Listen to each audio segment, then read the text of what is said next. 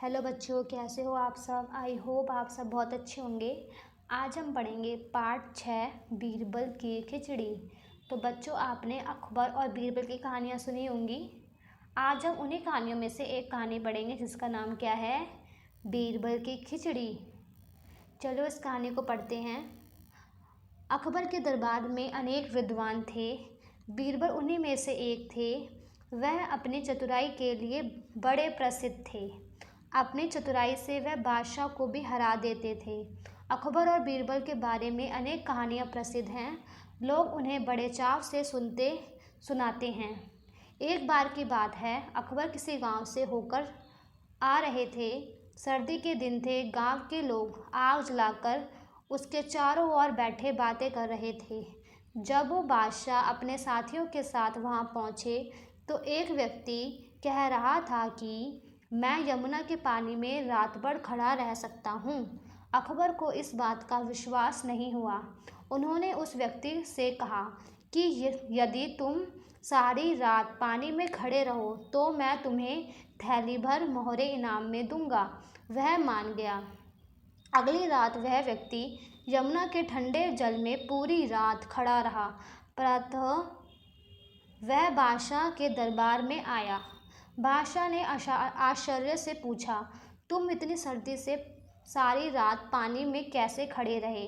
उसने नम्रता से उत्तर दिया, महाराज, आपके राजमहल में दीपक का प्रकाश आ रहा था। मैं उसे देखते हुए सारी रात पानी में खड़ा रहा। बादशाह ने कहा, तो तुम मेरे दीपक की गर्मी के कारण ही सर्दी से बच गए। तुम्हें कोई इनाम नहीं दिया जाएगा। वह व्यक्ति दुखी हुआ और उदास होकर चला गया। उस समय बीरबल भी दरबार में उपस्थित थे।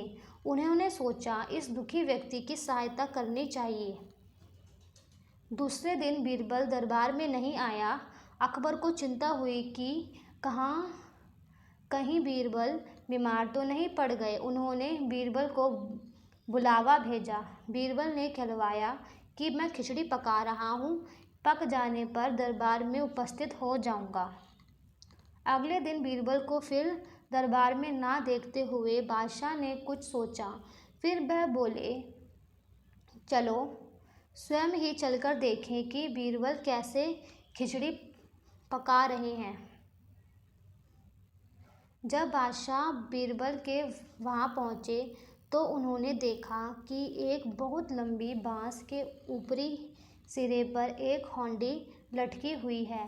हौंडी से बहुत नीचे भूमि पर बहुत थोड़ी सी आग जल रही है।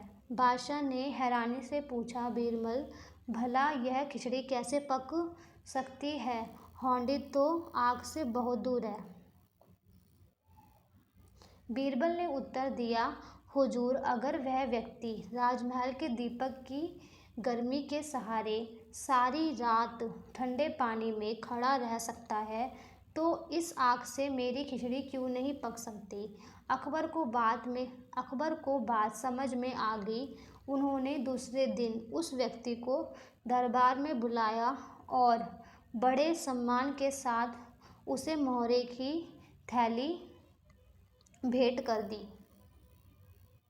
और बच्चों, ये हमारी कहानी क्या हो जाती है, ख़त्म। बहुत ही अच्छी कहानी थी बीरबल की खिचड़ी। आपने देखा कि कैसे बीरबल ने उस दुखी व्यक्ति को, जिसको उसका नाम नहीं दिया गया था, उसको इनाम दिलवाया। चलिए